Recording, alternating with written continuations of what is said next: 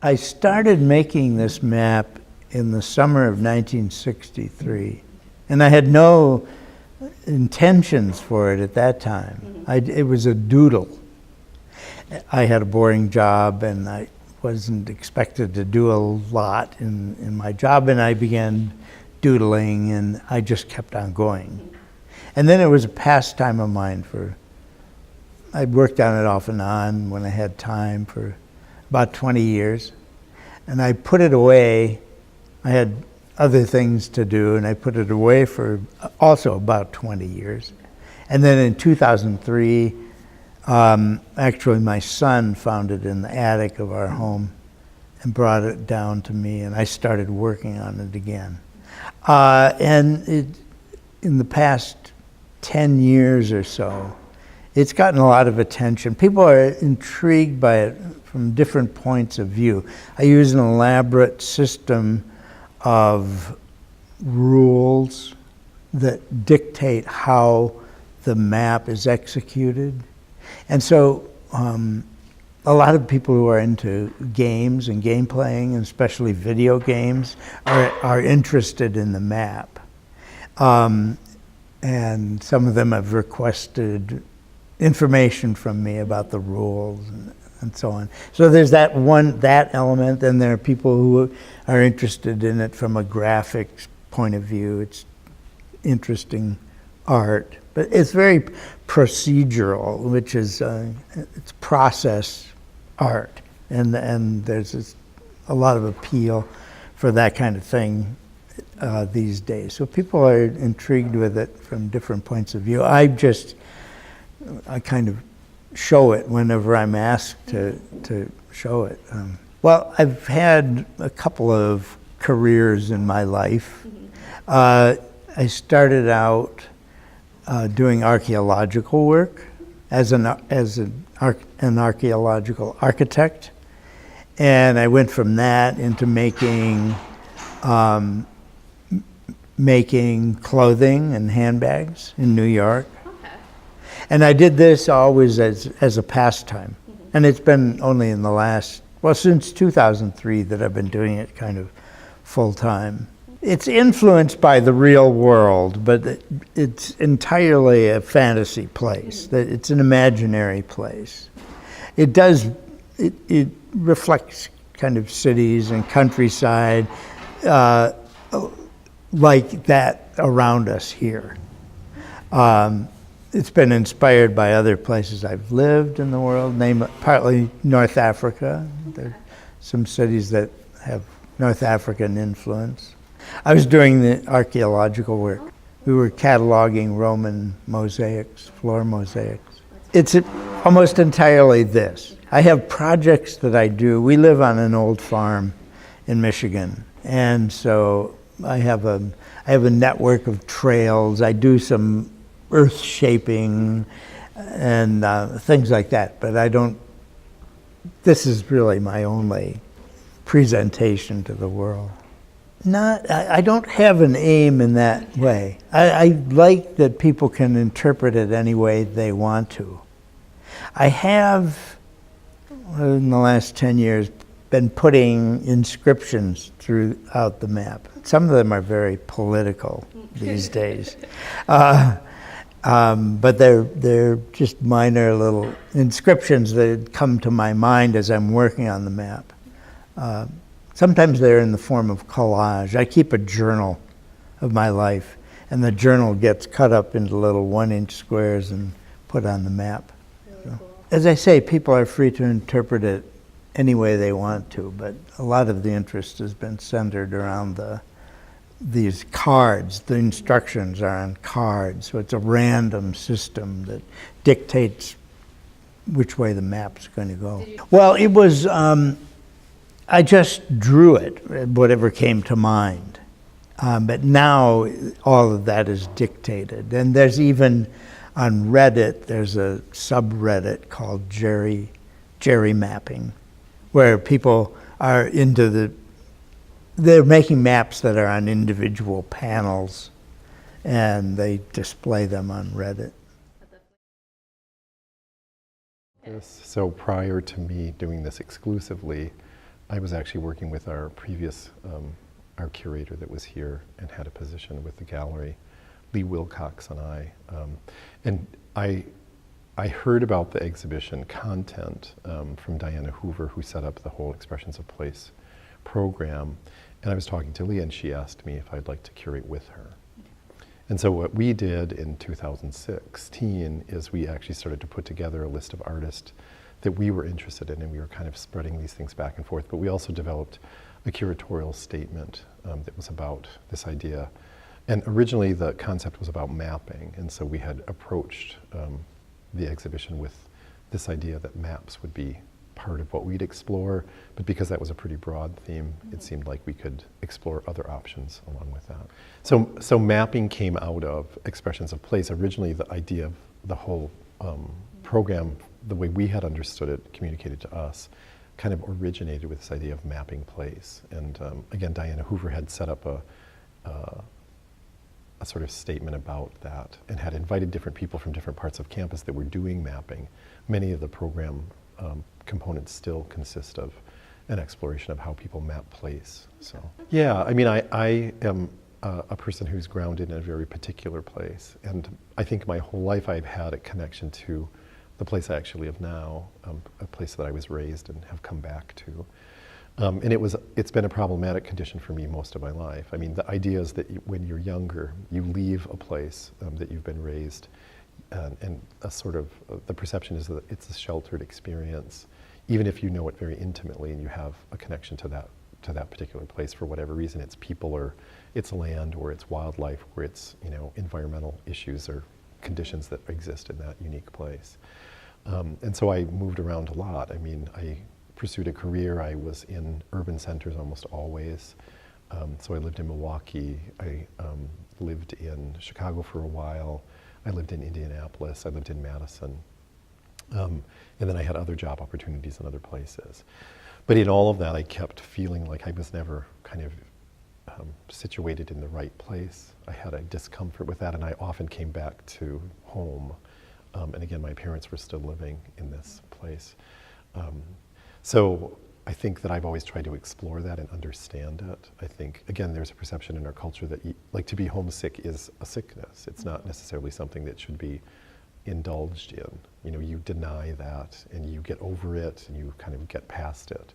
And yet that was a persistent situation for me, where I'd have a longing for the place that, you know, I knew kind of best, I guess.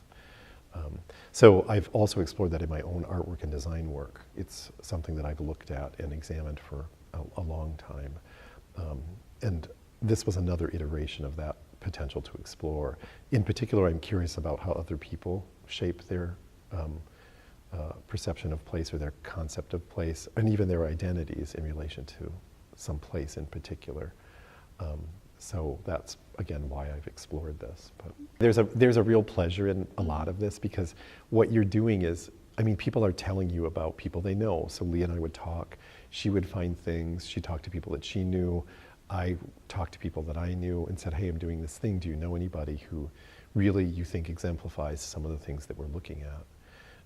And then you get to look at amazing artwork by amazing artists. If you start to select that work, you get to meet these people first by email and then by telephone, and then eventually, if the opportunity comes that you can meet them, or they can come and work in a place like here, I mean, it's always fantastic. It also, there's a great pleasure for them, I think, as well, because you're telling them, you know, that you appreciate that work and you think it's valuable enough to share with other people.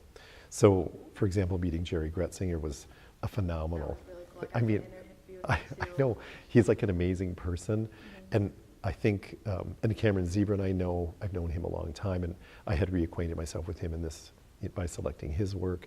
Carol Emmons is a friend of mine for a long time now. A lot of her work has to do with place in particular and exploring the histories of those places as a personal history would go. Marjorie Mao I met in doing this exhibition. Dennis Wood, I had read about his work for a long time. And then, you know, I talked to him on the phone and emailed him, and again, a very delightful person. I think the thing about artists is that they're interested in the world, they're curious about things, They want to translate what they're thinking of or imagining into something that other people can experience. And I mean, and that's a phenomenal thing. I mean, we don't have a lot of opportunities in our everyday lives, I think, for those kind of moments where you have that sort of sharing and openness, and you get to do that. So that part of the exhibition, always a pleasure, finding that stuff. Logistically, it becomes more difficult to think about, well, how do we get this work here? I think the parameters of exhibitions are always about, when you have a space, it's constrained. You've got financial resources that support some of that work, that's usually constrained. You might have a limited sort of staff opportunity, that can be constrained. I can say one of the things that's been great about this exhibition is the cooperation between all these people. Another thing that I wanted to do is I wanted to connect to the campus a little bit more. We have incredible resources here and talented people. I think that often, because those people display their work or communicate it in a very particular venue, that we don't see what that sort of cross-disciplinary activity can be for us. And so I had met Sarah Scripps, who is an assistant professor in history. I know she's interested in public history, and I had talked to her about this exhibition. I also know Ruth in the archive, and she had talked about having maps there, and so we kind of hatched a plan that there would be some exploration of that. And then she invited her colleague, Taylor Easom, to work with his class, and they were working on this. And again, a person I had never met before, and again, an incredibly delightful person, intelligent, interested in the world, curious, you know, and eager to, I think, participate in displaying some of the things that, you know, he was looking at with his class. And then Grace Sippy's class, exploring place as an idea, and with a new medium for them, screen printing. Again, and so I think in all of this, what happens is I start to see a different way of imagining how I think about where I am in my place. And again, a sort of rich exploration of that. The exhibition, on another hand too, I think Jim O'Connell has been amazing. He stepped into this role unexpectedly as a person to kind of manage this. And then his arts management students coming in and assisting, all that has been incredibly, I think, rich again, and also reinvigorated some things, I think, here. And then our tech person, you know, came in, stepped in and worked with us, or worked with me here. All that stuff has been, again, incredible. So in lots of ways, it's very difficult. When I look at the exhibition now, it seems sort of effortless in its display. A lot I know, to and get everything done. I mean, and that's the thing, you're like, really, what took so long? Yeah. You know? And then there are often little nudges from people. I think the other thing is it can get exhausting managing all the details, and oftentimes I just needed to go talk to one of my colleagues, and they encouraged me as well to kind of keep going, so it was good. Well, I think one of the things about this is, thematically, you offer a sort of center, if you will, that anyone who's doing anything on campus could connect with. And then by bringing that into a space of COFAC and across the campus, then you're allowing people to, again, imagine that thing that's about a cross-disciplinary exploration of a theme that is the same for all of these people. And what I mean by the same is the naming might be the same, but their interpretation of that's going to be completely different. And so I think you have a range of intellectual and artistic activities that are going on. And again, it's called expressions of place. I think, again, that expression that happens. And that's not just about a kind of emotional expression of something. I think that's also an intellectual expression of something, and other sorts of cultural things that you know, are really valuable. I mean, this is the other thing about all this, the COFAC Creates. I think we're all learning things all the time. I mean, we're asked to connect with our expertise. But then, I mean, again, in this exhibition, I learned a lot about lots of things. You know, the individual people, but also how things can be done, who we might work with, even what we could do with this exhibition, you know, once it's completed here. I think all those things are brand new things for me, and it's nice to have that. No, I mean, I'll keep teaching for certain, but I have some other things going on. I have, on my farm, I run a cultural residency program. Oh, okay. And it's about place. And so I'll be hosting an artist again this summer that will be working with materials on the farm and putting in some site-specific work there. I'm also working on a place-based workshop with some colleagues of mine outside of the university, a thing called Place Matters. And I think we're going to have some artistic and, you know, food-related events that'll happen this summer leading up to something that would probably happen next year. And then in my own community, there's some a sort of folk public art piece that I've just received a grant for that I'll be documenting with people from the community. It's called the Rudolph Painted Rock Documentary Project. So I think there, and again, all this stuff, when I think about it, it all comes back to this idea of place. I mean, the other thing is, on my farm, like I'm boiling down maple sap this week to have maple syrup, and that sort of continuing investigation of that landscape and what it asks for and what it gives us, I think it's always part of that. I mean, I'm a little surprised and shocked at how invested I am in this idea of place. And then there's another thing. I have students working on a project called Rural Reactive that are producing, there's 4 students. They're doing some documentary work about their ideas of what rural landscapes are and the people that work in them. And then we're going to be having an exhibition, I think, at the Scarbaccio Art Museum at the end of April that would be about that. So 2 people are making films, other people are making photographs. So it's all kind of blended together. That's cool. I mean, and you know, the teaching, you know, I love the teaching, and I think one of the things I didn't mention I realized in my talk is, I mean, I didn't thank my students even for, I mean, they offer a participation here for me as a person who's instructing and facilitating things. That's really, it's always rich and maddening, and you know, all the other things that go with that. But it's really, it keeps, there's a kind of liveliness to all that I think is, you know, really important and connected across lots of ways.